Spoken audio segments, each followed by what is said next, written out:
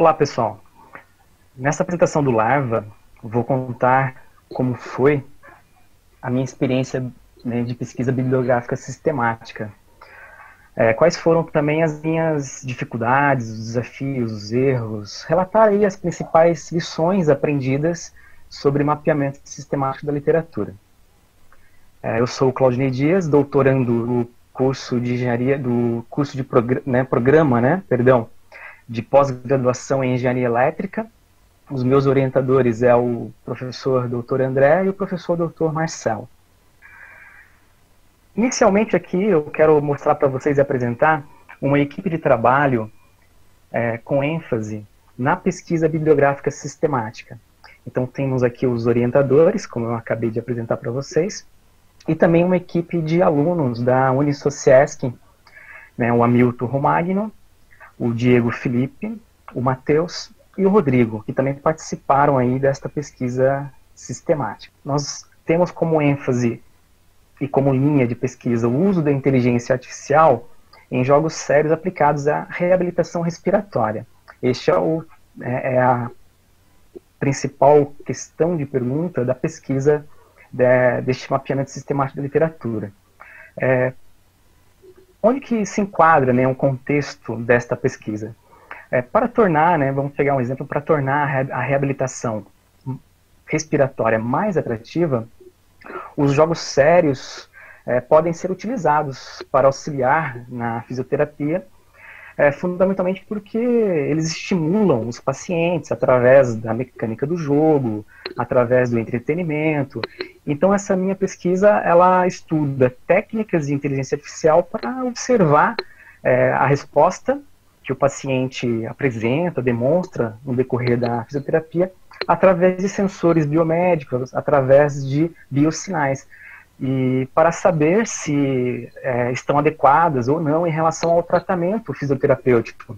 Também no contexto da sequência, na jogabilidade, durante o jogo, e verificar se o paciente está inalando ou exalando de forma adequada dentro de um padrão, dentro de um range, e refletir assim no contexto da jogabilidade, a IA guiando também, não somente o controle e monitoramento dos sinais, mas também com relação ao fluxo e o controle da jogabilidade. Então esse é o contexto da dissertação.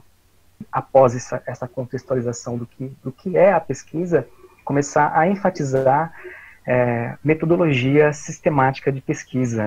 Então nós temos aqui na literatura o mapeamento, uma abordagem classificada como mapeamento sistemático da literatura, porque fornece uma visão geral, então ele é um resumo visual do que você necessita em relação a um mapa, com resultados, com classificação, com contribuições, com locais de publicação, sendo uma pesquisa mais abrangente, uma pesquisa em largura, que categoriza os trabalhos relacionados aí a uma tendência, indicando uma tendência. E nós temos também na abordagem da literatura de pesquisa bibliográfica a revisão sistemática da literatura. Ou seja, aqui a SLR é uma metodologia para identificar questões mais específicas, interpretar pesquisas relevantes, com o sentido de uma questão, em busca de um fenômeno interessante, ou seja, em busca de resultados mais minuciosos, onde você avalia, interpreta, pesquisa em profundidade. Então a diferença entre dois é justamente isso. SLM é uma pesquisa em largura e SLR é uma pesquisa em profundidade. Este estudo que eu estou apresentando, nós temos como ênfase o SLN, uma pesquisa em largura. Tá? É importante, logo no começo da pesquisa bibliográfica sistemática, estabelecer algum critério que vai ser também o protocolo que você vai utilizar no decorrer da pesquisa.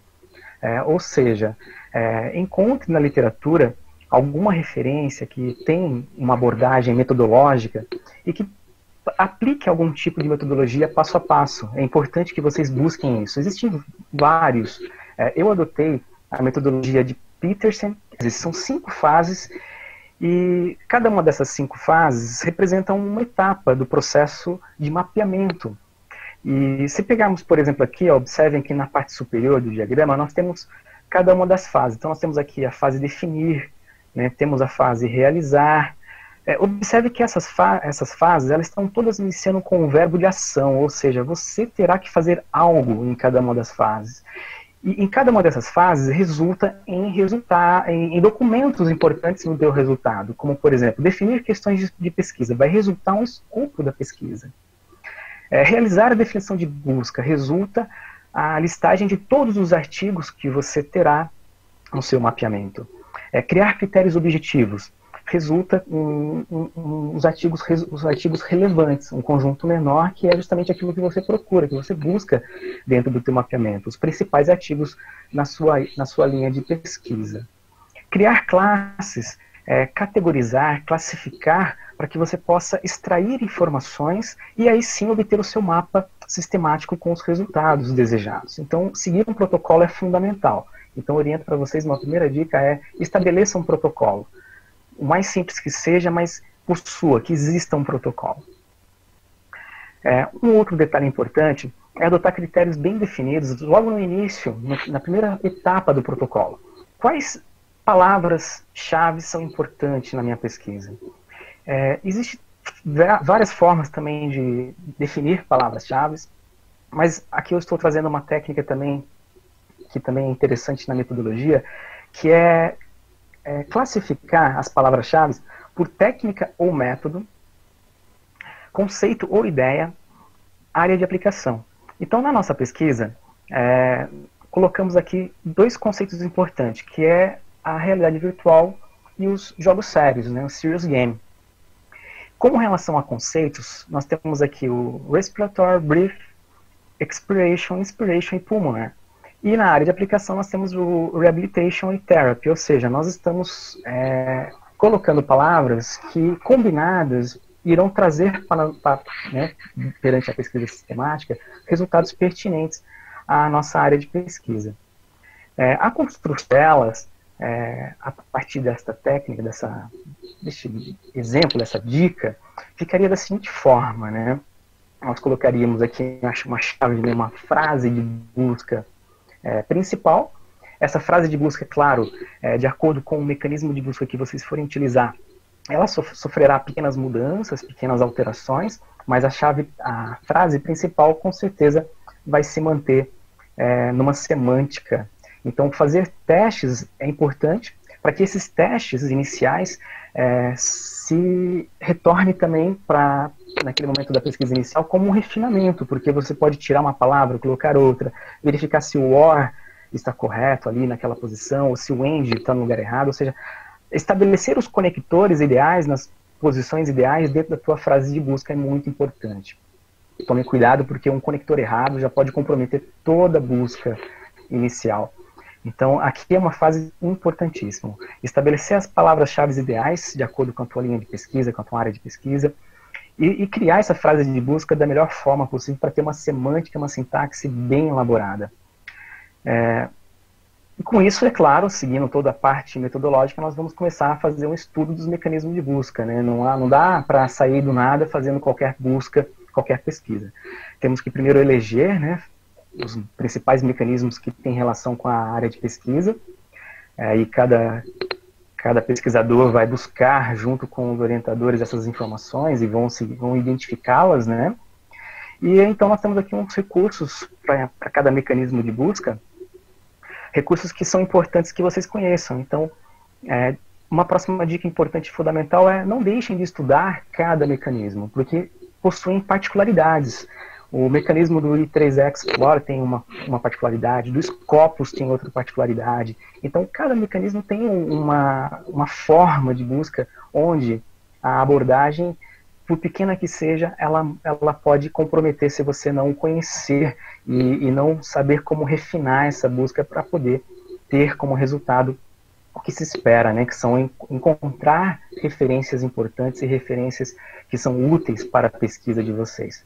Então, manter entre vários mecanismos de busca também é um grande desafio, manter a semântica, porque se eu estou no I3 Explorer e tento ir para o Scopus ou ir para o Engineer Village, eu percebo que a semântica muda. Se eu não tomar cuidado para manter, eu posso ter resultados distintos e poluir a pesquisa, ter complicações ali nos resultados. Então, a dica é: crie uma conta com login em cada um dos mecanismos que você vai utilizar, todos eles permitem isso, tá? E estude esses mecanismos, aprenda as ferramentas avançadas e de refinamento desses mecanismos. Vou trazer alguns exemplos para vocês de erros e acertos que eu tive no longo da pesquisa. Por exemplo, aqui, ó, i3Explore possui restrição de no máximo 5 caracteres coringa, que são os wildcards. Ou seja, uma frase de busca não pode conter mais do que 5. Outro exemplo, no Engineer Village não permite emprego de mais do que 2 wildcards na mesma palavra. Aqui, por exemplo, ó, nesse primeiro exemplo no game, ele não aceita esse tipo de semântica aqui. Eu vou ter que separar. Então, eu colocaria o wildcard no início do game, or depois no final, para poder abranger todas as variações possíveis da palavra game. Um outro destaque de um mecanismo de busca, que é o Science Direct, que possui restrição de no máximo 8 operadores booleanos. Então, se você tem AND, OR, que estoura essa capacidade dele, ele não vai trazer para vocês resultados condizentes à sua pesquisa. Então vamos lá para o nosso portal da CAPES e aí buscar as bases dos mecanismos aqui na parte da base, os mecanismos de busca que vocês vão utilizar. Vamos começar com o i3Explorer e já podemos começar aqui através do Advanced Search, que seria a parte mais interessante para nós, a inserção daquela frase de busca, certo? Mas aqui eu vou demonstrar para vocês rapidamente que teríamos uma falha se nós colocarmos uma frase de busca que seria, peguemos aqui um exemplo aqui se vocês olharem aqui a chave básica, né, e colocarmos aqui direto, ele vai trazer para nós o resultado, porque eu estou respeitando as restrições. A restrição está com menos do que 5 caracteres especiais. Então nós temos aqui 1, 2, 3, 4, que é a restrição, e trouxe os resultados. Como eu consegui isso, sendo que a minha frase de busca tem mais do que 5? O que para resolver esse problema foi quebrar aqui, ó, observem nesta área aqui, que eu quebrei, neste momento aqui, ó, em partes. O último end, eu coloquei somente uma palavra da minha frase de busca. Então eu tive que gerar 5 buscas distintas para não estourar esse limite dos 5 caracteres coringas que ele permite. Se eu colocasse, por exemplo, aqui, ó, mais um item, só para provocar um erro para vocês verem, eu estou com quase o limite, né? Se eu colocasse aqui mais um, ó, 1, 2, 3, 4, 5, se eu colocasse aqui mais um OR, colocasse aqui game, por exemplo, vou repetir aqui, mas tudo bem, não tem problema, ele já vai causar um erro por conta do estouro ali, da quantidade, da capacidade de número de coringa. Observe que dá resultado, ó, eu estou com 1, 2, 3, 4, 5, 6. Então, tomem cuidado com o feedback. Nem sempre o feedback é claro dentro do mecanismo de busca. Eu vou mostrar para vocês um outro. Esse é um dos pontos importantes que tem que levar em consideração. Agora eu vou mostrar um outro momento para vocês aqui, que também o feedback não é tão claro às vezes. Então tem que ficar muito esperto, porque o resultado que apresenta nem sempre é condizente, porque houve uma regra ali que foi quebrada dentro da sintaxe, da semântica do mecanismo de busca. Se nós pegarmos aqui o Science Direct, ele também tem essas limitações, né? Só que com ele a limitação é um pouco diferente. A limitação é com relação ao número de operadores booleanos. E quando nós vamos na busca avançada e tentamos aplicar, vou pegar agora a frase de busca completa, né, para vocês. Não, vou pegar a mesma que eu peguei ali, por exemplo. Vou adicionar, vou de propósito aqui, só para ganhar um tempo, pra gente, eu vou adicionar, por exemplo, aqui um OR.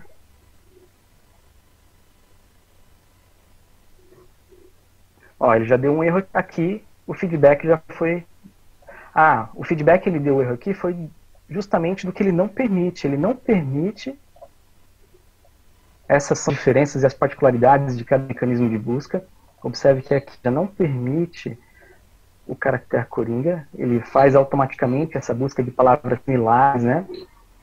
E ele não viu o erro aqui também com relação ao número de operadores booleanos. Ele simplesmente mostra resultados. Então tem que tomar muito cuidado e ficar atento nas regras, estudando o mecanismo, estudando quais são os limites, quais são as regras que ele permite para que você não faça uma busca inconsistente. Tá? Tome cuidado com isso. E os feedbacks nem sempre são tão claros. Fica muito atento com isso, tá? Okay? Tem um ok que ele coloca, vou mostrar para vocês. Pode ser que o feedback ele apareça. Vou tentar aqui no título, por exemplo. Ó, aqui ele colocou feedback aqui. Estourou o número máximo de operadores booleanos. Então, em alguns campos, ele traz o feedback, mas nem em todos. Tome cuidado com isso, tá? Então, fica essa dica para vocês aí, com relação a essa estruturação relacionada a operadores booleanos e relacionado a alguns caracteres especiais, tá? Nessa primeira busca, é importante muita resiliência, muito foco, porque os números iniciais assustam. Observem aqui nesses mecanismos de busca os números que nós temos aqui. Então, realmente é assustador, galera. Porque quando você faz uma busca com a sua frase que você montou e começa a aparecer milhares de livros, o qual vocês terão que ler, o qual nós teremos que estudá-los, ao mínimo título e resumo no começo, uma abordagem muito comum na pesquisa bibliográfica sistema. Começar lendo títulos e resumos e extraindo e classificando através do título, mesmo assim, olha o volume de informação. Então nós temos que tomar cuidado e não assustar. E realmente definir critérios, definir metodologia, para que nós possamos, através de procedimentos metodológicos, reduzir o número de hits de cada mecanismo, o qual seja uma redução criteriosa, que não elimine artigos relevantes. Então, neste momento, é um momento de muita cautela, de muita resiliência, foco, de muitas reuniões com os orientadores, para que seja definida com bastante prudência os critérios que serão adotados para poder filtrar todas essas informações e reduzir ao ponto que seja viável a leitura de títulos e resumos para poder fazer as seleções. Então, definir critérios são fundamentais. E neste contexto de que definir critérios, existem critérios objetivos e critérios subjetivos. Os objetivos são diretos, aplicados nos mecanismos acadêmicos. Então, no I3 Explorer, no Scopus ou em qualquer um dos outros que vocês terão os filtros, os quais vocês vão poder definir. Um exemplo é as planilhas, são muito bem-vindas planilhas que facilitam a nossa vida. E aqui nós definimos os critérios. Então, temos os critérios aqui objetivos, como eu havia dito para vocês, o próprio mecanismo de busca permite restringir por ano. Então, a nossa busca foi nos últimos anos da literatura, então de 2011 a 2020. Defina os critérios objetivos e, ao definir os critérios objetivos, perceba que, olhando aqui, vai ser mais fácil de compreender que os números reduzem, que é o CO1 a 4, são os critérios objetivos de 1 a 4 diretamente nos mecanismos de consideravelmente já há uma redução nos números, de um total aqui desses 6 mecanismos de busca, de 7.772 já caiu para 3.227, ou seja, menos da metade. Esses são critérios objetivos, ok? Agora, os demais critérios são critérios subjetivos. Uma dica importante é ordená-los da melhor forma, buscando a melhor estratégia, fazendo primeiro os critérios de exclusão, que é essa sigla que está aqui em cima, ó, esse CE é o critério de exclusão, fazer com que esses dois primeiros, que é interessante, eles sejam os critérios de exclusão que tenha mais foco e direcionamento no projeto e na pesquisa de vocês, na linha de pesquisa, para que vocês consigam filtrar o maior número, ou seja, na verdade eliminar, né, por isso que é critério de exclusão, eliminar o maior número de artigos que não tem relação com a pesquisa. Essa é a intenção, porque você já exclui tudo que não tem, tudo que não serve, tudo que não é importante. E aí cai consideravelmente. Observe que só nesses 2 primeiros critérios de exclusão, reduziu para 178 aqui no critério de exclusão 1 e caiu para 40 no critério de exclusão 2. O que são esses critérios? Vamos lá, vamos observar.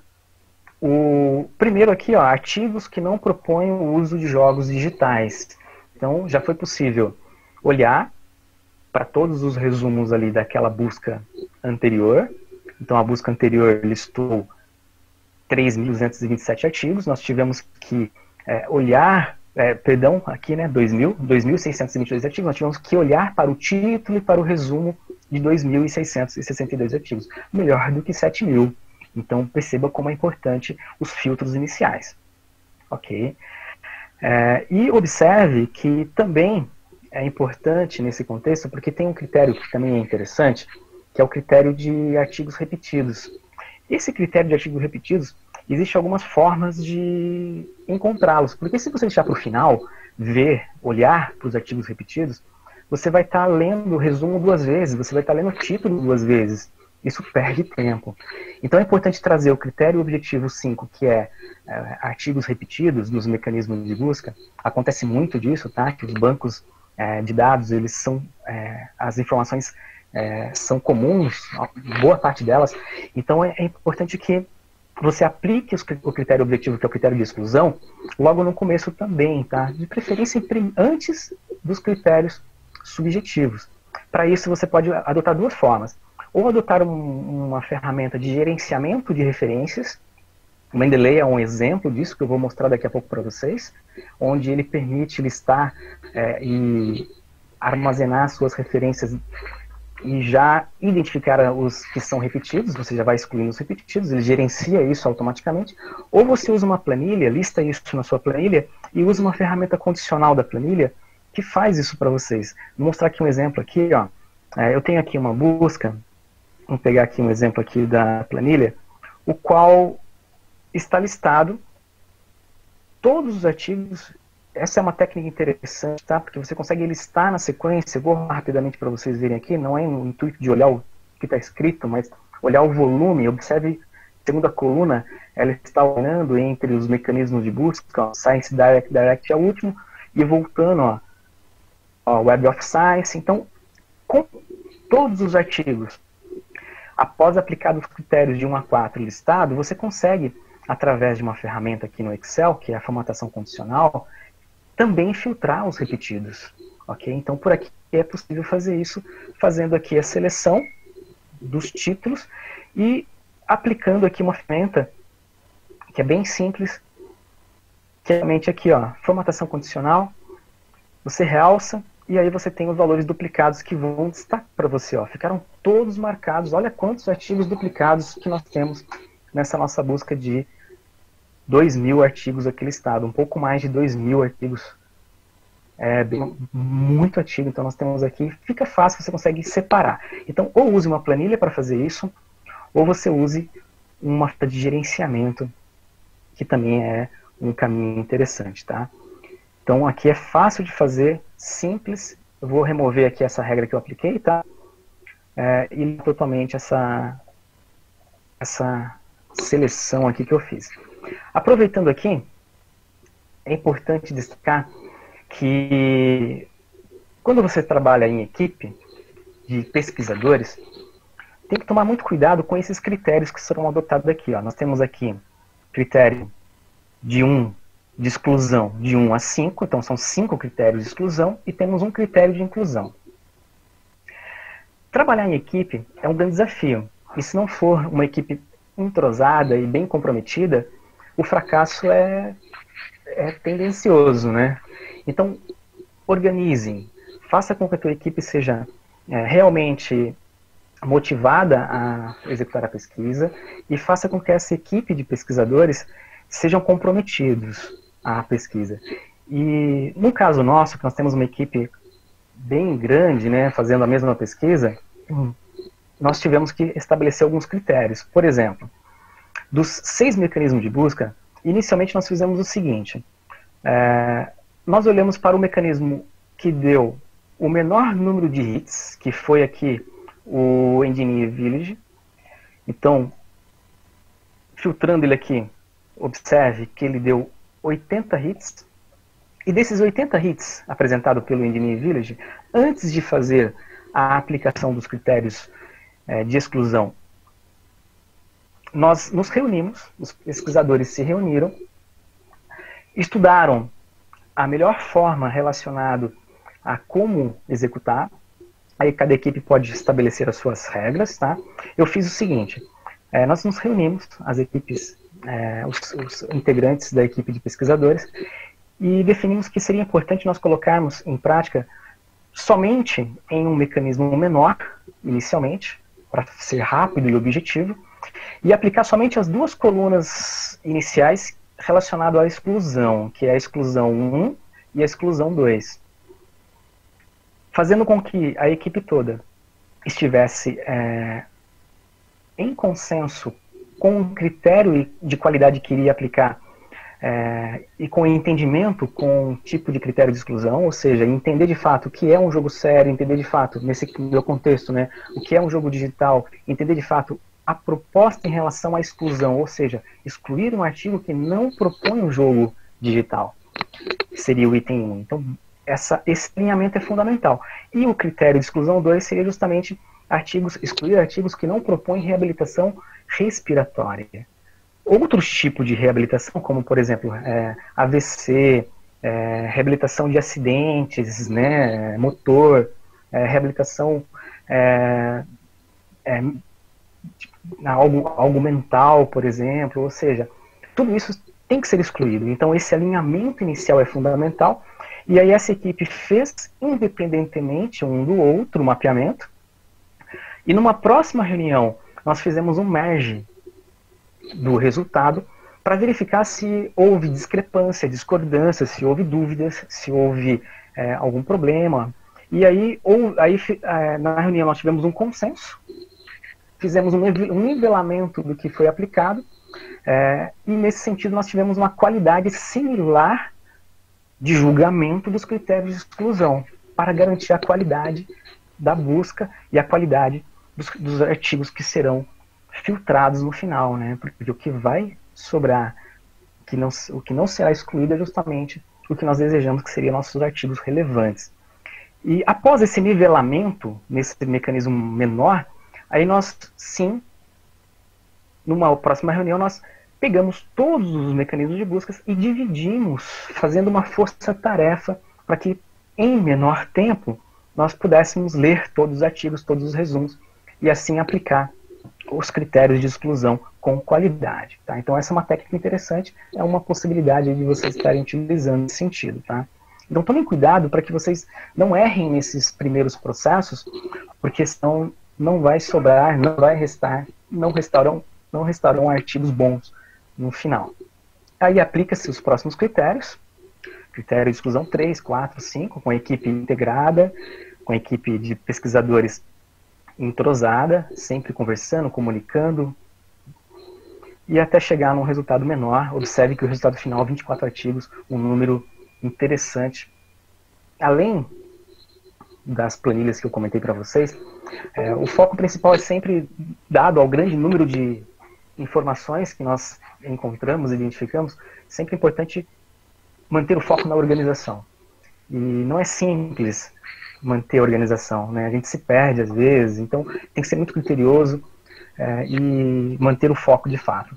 Então, durante as leituras e triagens, isso é um ponto interessante a falar para vocês também, no momento das leituras, das triagens que nós estávamos fazendo, os 5 pesquisadores sempre estavam avaliando, independentemente as suas, os seus estudos, né, em relação a títulos e resumos, e realizando a sua análise ali conforme os critérios de exclusão. E também de inclusão, né, que seria ali já no final do mapeamento. E nesse sentido, quaisquer dúvidas, quaisquer desentendimento eram discutidos e resolvidos em consenso com todos os pesquisadores. Então, reuniões frequentes ocorriam.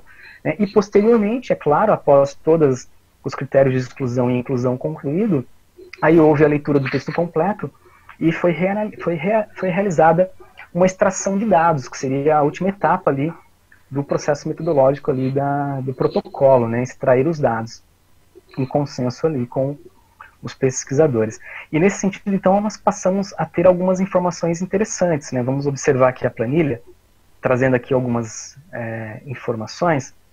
Nós temos aqui um exemplo, uma planilha de gráfico, onde já é possível extrair informações. Mas de onde que eu estou extraindo informações para gerar gráficos?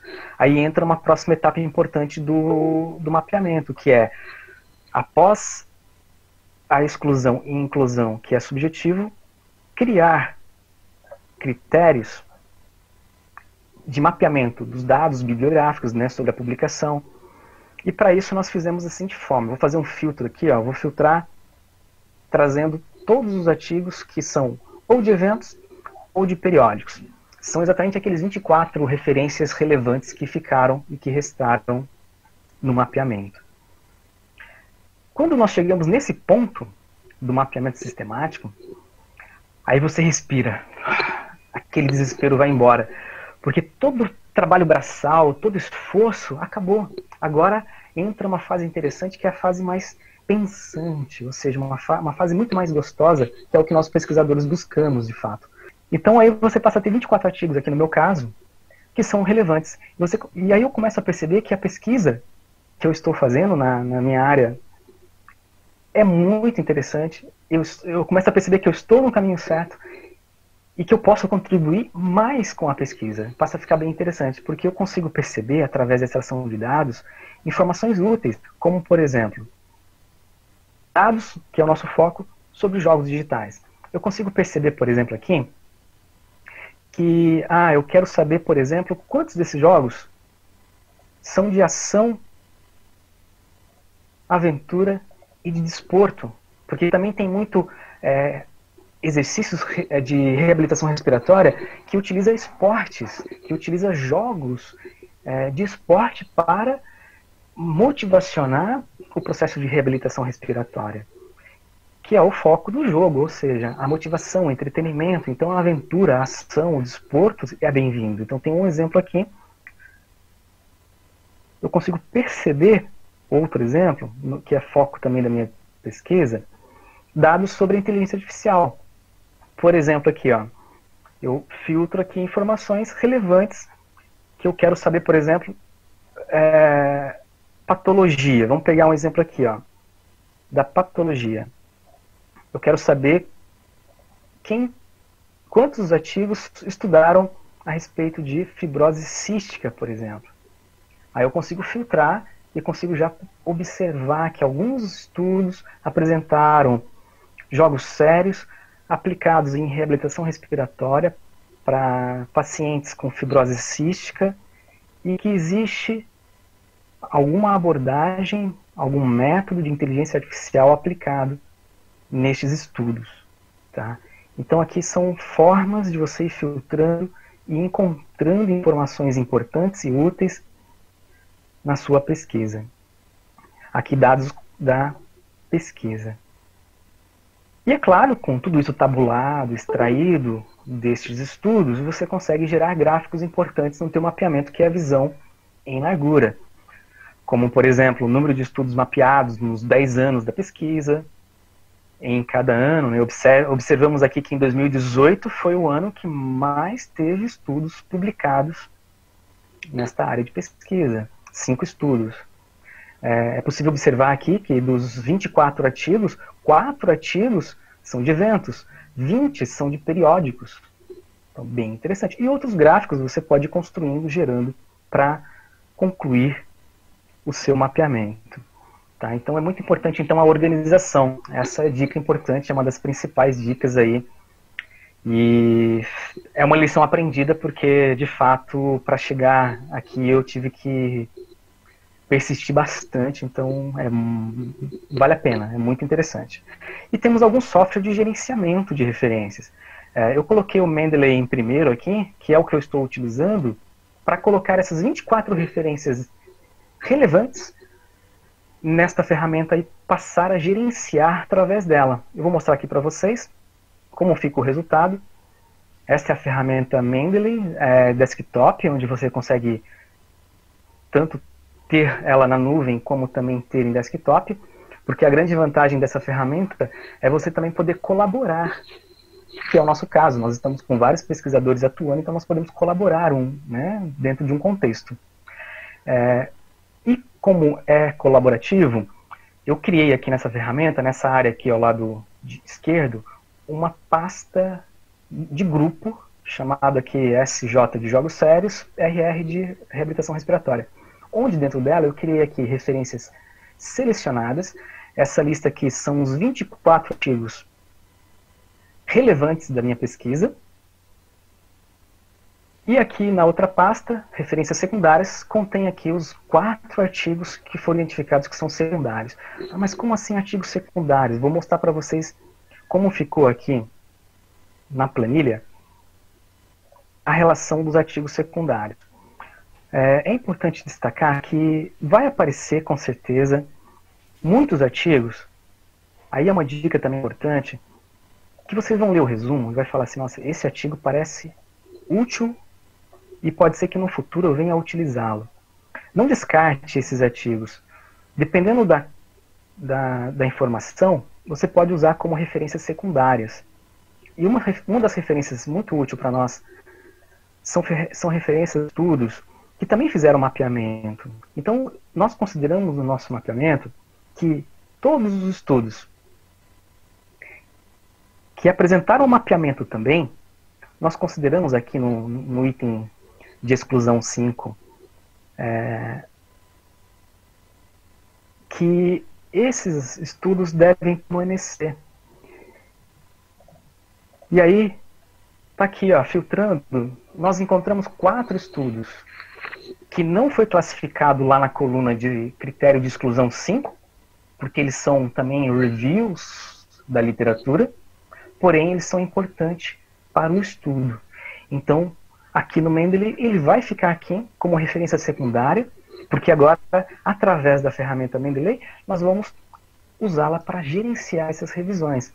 Por exemplo, olha como é interessante, né? Vamos trabalhar, por exemplo, aqui, ó. Vamos abrir aqui uma coluna para ficar melhor. Para vocês verem, eu vou dar um zoom aqui para facilitar a visão. Olha como ele organiza. Quando eu peguei o arquivo que foi feito download lá do mecanismo de busca i3 Explorer, por exemplo, e coloquei dentro dessa ferramenta, ele pegou todo o metadado do arquivo que foi baixado e já organizou para mim, colocando o nome do autor, o título, informações secundárias ali dos metadados, que ficam aqui ao lado esquerdo, bastante informações de metadados, como resumo, como as tags, palavras-chave, de cada um das referências, aquelas 24 referências principais aqui organizadas. Eu consigo também escolher um desses arquivos e ler no próprio mecanismo aqui, tá? Onde, se caso vocês estejam fazendo uma leitura mais dedicada, vocês conseguem enfatizar trechos de estudo, né? Colocando cores, destacando através aqui dos recursos existentes, tá? E a parte mais interessante é que tudo que um pesquisador fizer vai sincronizar com os outros pesquisadores em relação a anotações, em relação a marcações, a observações, e sincroniza com os outros pesquisadores também. Então há um trabalho colaborativo de destaque e de relevância no estudo, fazendo com que a extração de informações se torne mais relevante ainda, porque o que eu não consigo perceber, o meu colega pesquisador vai conseguir perceber. E aí você cruza todas as informações e o mecanismo ele sincroniza tudo no mesmo ambiente, através das contas ali que vocês podem criar. Tá? Então você consegue navegar aqui com muita facilidade. O intuito, o foco não é ensiná-los a usar essa ferramenta, é uma dica para vocês aí, para quem não conhece ainda, tá? Para que vocês passem a utilizar algumas ferramentas que facilitem o trabalho de vocês. Enfim, essa dica para vocês sobre o Mendeley. E para mostrar para vocês como ele é interessante, agora eu vou mostrar aqui um trabalho em conjunto com, por exemplo, o Word. Quem gosta de usar, quem prefere utilizar o editor de texto Word, Microsoft Word, pode ter uma extensão da ferramenta Mendeley aqui e efetuar todo o de referência através dessa integração da ferramenta de texto. Pode ser também, fique à vontade, tá? Então, a sua preferência. Depois, vou trazer essa citação aqui. Ó, primeiras...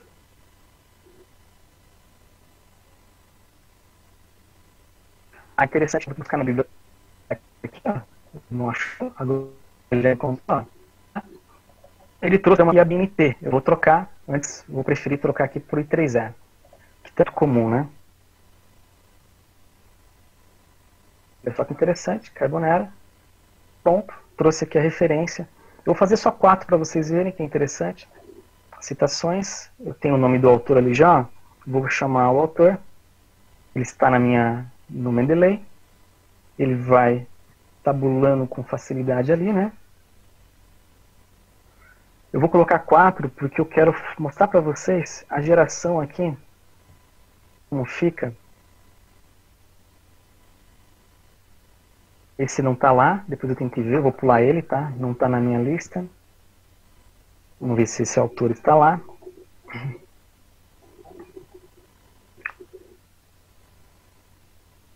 Esse está. 3 tá bom? Perfeito. Temos 3 autores. E na lista de referência, depois de adicionado as citações, temos 3 citações de estudos. Com facilidade, nós conseguimos vir aqui e inserir a lista de referências. E aí você formata de acordo com o evento que você pretende publicar o teu artigo. E você tem ali as referências prontas. Então, essa é uma dica também interessante, pessoal, para que todos aí passem para quem não conhecia, passe a utilizar esses recursos. Então, a organização é fundamental. Tá? Não é só seguir um protocolo rígido, não é só seguir um protocolo bem elaborado. É também depois saber trabalhar e tratar as informações que vocês encontraram. Aqui um exemplo de informações que foram tratadas é esse gráfico. Esse gráfico de bolhas, ele mostra a extração de dados daqueles 24 artigos que são a referência dos estudos, que são os artigos relevantes. Por exemplo, eu posso observar que, olhando para esse 17 aqui, ó, existem 17 referências, 17 estudos que aplicaram um tratamento de treinamento muscular e também uma técnica de inteligência artificial Decision Make. Eu consigo olhar, por exemplo, aqui, ó, que 2 estudos, aqui do lado direito, com a patologia de doenças crônicas obstrutivas respiratórias, 2 deles aplicaram Machine Learning. Então você consegue olhar e perceber, talvez, um possível gap no estudo e na pesquisa de vocês. Aqui é um exemplo de uma possibilidade, dentre outros vários gráficos possíveis na extração de dados. Para chegar numa qualidade de extração de dados, temos que enfrentar e vencer todas as etapas do protocolo para, de fato, obter qualidade no final dos seus estudos. Então, a busca, fazendo já as conclusões, a busca, no final, quando você faz toda a abordagem, né, aqui no caso de 10 anos de estudo, né, nós pegamos aqui, leva um tempo, é claro, não é assim tão rápido. No nosso caso aqui, nós levamos aqui de fevereiro deste semestre, deste ano, até maio. Nós estamos finalizando agora, no final do semestre, os últimos dados da pesquisa. Então foram selecionados 24 artigos relevantes para o nosso estudo, e nós podemos aqui afirmar que, olhando para o passado, olhando agora para o presente, vou falar um pouco da minha experiência, né? Quando, lá na graduação, quando eu entrei na UDESC em 2005, na graduação, formei em 2008, eu não tinha essa experiência de pesquisa bibliográfica. Não dava muita importância para pesquisa, né? Enfim, era a pesquisa mais clássica, aquela simples, que muitos fazem. Agora, na especialização, em final de 2009, 2010, começando, eu aprendi com o professor Marcelo essa metodologia sistemática. Naquele momento, lá na especialização, eu não tinha experiência. Foi uma novidade para mim. No mestrado, a partir de 2012, aí eu ganhei um pouco de experiência, porque reforçou bastante isso no mestrado da computação, também realizado aí no departamento de computação aqui da Universidade de Santa Catarina, ou seja, eu falo, até me emociona porque essa oportunidade que eu estou tendo, né, graduação, especialização, mestrado, e agora no doutorado, posso dizer que o grau de maturidade aumentou, né? Ou seja, consigo perceber o quão importante é realizar uma pesquisa bibliográfica de fato, tá? Para obter o quê? O estado da arte, para poder identificar lacunas, tendências, e aí você ter um mapeamento que seja, de fato, seguido através de um rigor de protocolo, que seja completo, com muita completude, que tenha qualidade e que possa ser reproduzível, ou seja, a reprodutibilidade é fundamental. Outros pesquisadores irão olhar para essa pesquisa e muitos irão querer reproduzi-la. E é importante e necessário que eles consigam fazer e que eles consigam chegar em resultados com uma acurácia muito elevada, com 90 e 95 que seja por cento de acurácia do que foi feito por nós. Tá? Então é fundamental seguir a rigor. E com isso eu falo para vocês de fato então que é aqui que está o prazer de fato da pesquisa, o prazer da ciência. Então oriento, fica para vocês essas dicas, as pesquisadoras, todos os pesquisadores, aproveitem ao máximo essas dicas, são algumas bem assim, overview, tá? Mas na prática é muito mais, vocês vão ver que na prática vai muito além disso. Tá? Então agradeço vocês no final da apresentação, agradeço os meus orientadores e até a próxima.